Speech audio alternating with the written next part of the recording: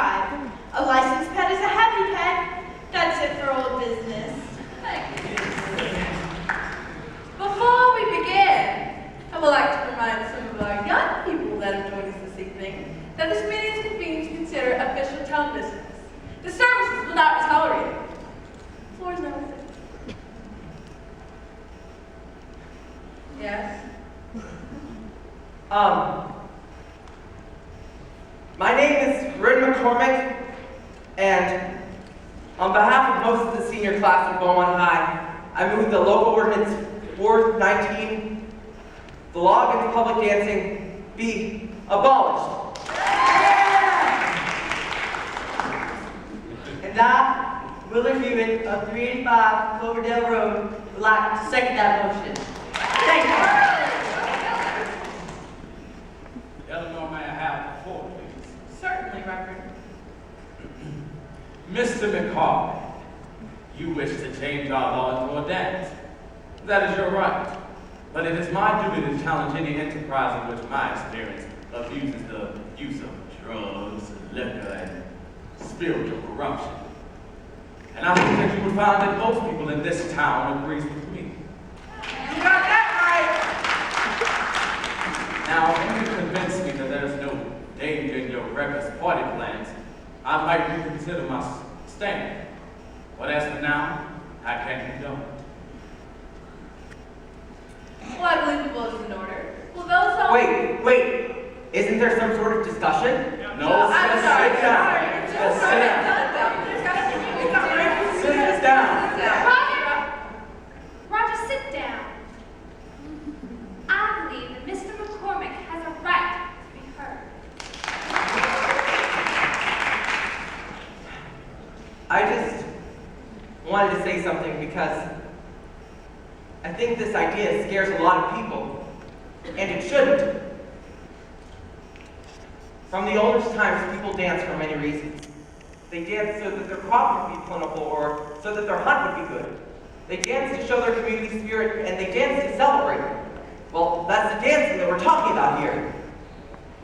Mr. McCormack, we don't need it. And Reverend, excuse me, Reverend, are we told in Psalm 149 to praise ye the Lord, sing unto the Lord a new song, and praise him in the dance.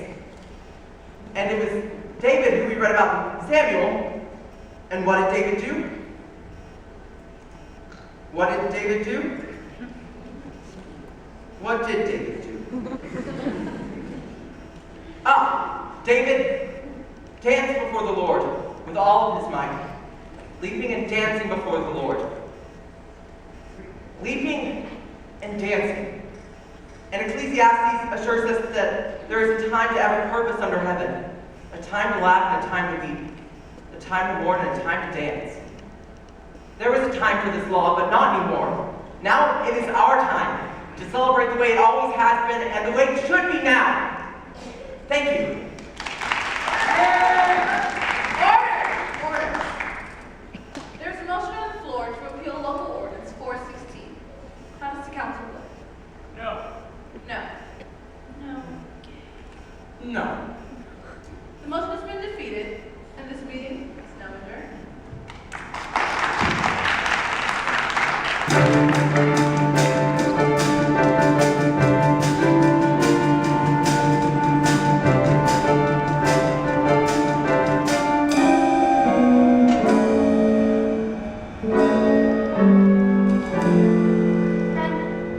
Up till now, I've been real proud about me keeping my opinions to myself, but honey, if I don't say something, I'm gonna bust. What is there to say? I lost. The council voted and I lost. Oh, sweetie, you never had a prayer. That's not funny, Mom. Look, Ren, when you got to the part about leaping and laughing, weeping and dancing, which I love, don't get me wrong, I was watching the faces of the town council. I promise you, Sean Moore had those votes locked up before he committed tonight. You think he told them how to vote? Oh, you still managed to sound surprised. But he is a man of God. He's a man and you were railroaded. That makes him real mad. Good.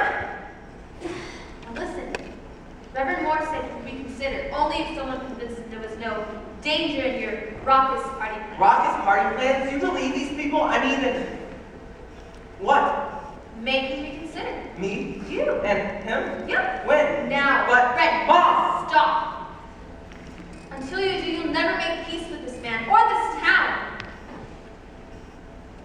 didn't convince him in here. He wasn't listening. Make him listen. Reverend Shaw's a really stubborn man. And you're not stubborn. He's smart. So are you. Look, I'd love to stay here and watch, but I've got to go home and hose down your aunt and uncle. I love you, Mom. You have no choice. Now go!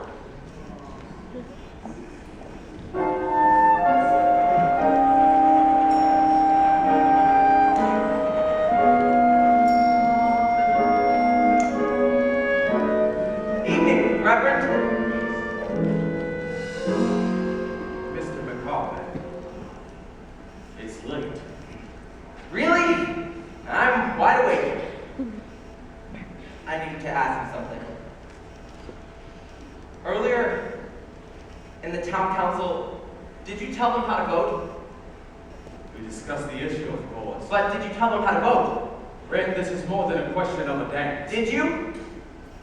Reverend, I understand what this I town don't is. think you do.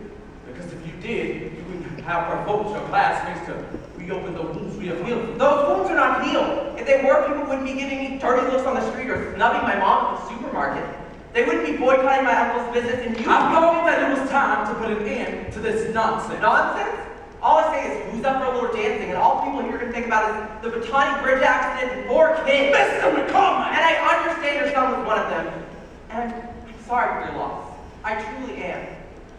But shutting out the world with this memory isn't working. And I'm sure you have all the answers. No. And you're gonna set me straight. I didn't say that. How can you presume to know what I've been through? You don't have a clue. Good night, Mr. McCall. Please, if only I could— Sir, I would like to be alone. Sir, you already are.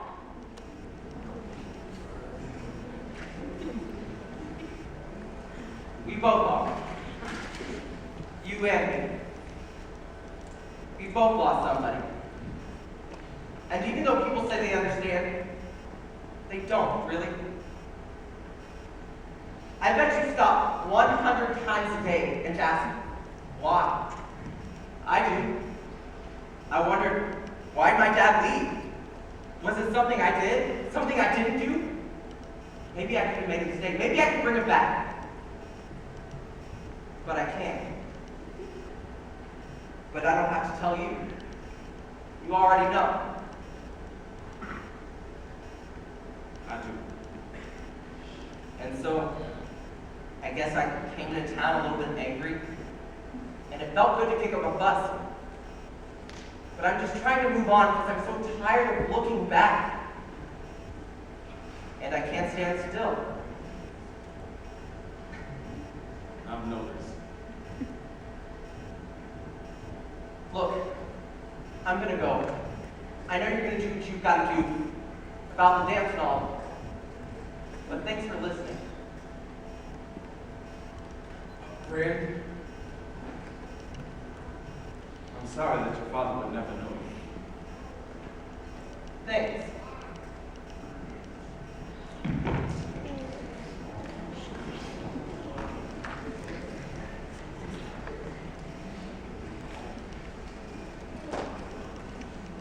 Daddy, Oh, I didn't hear you come down.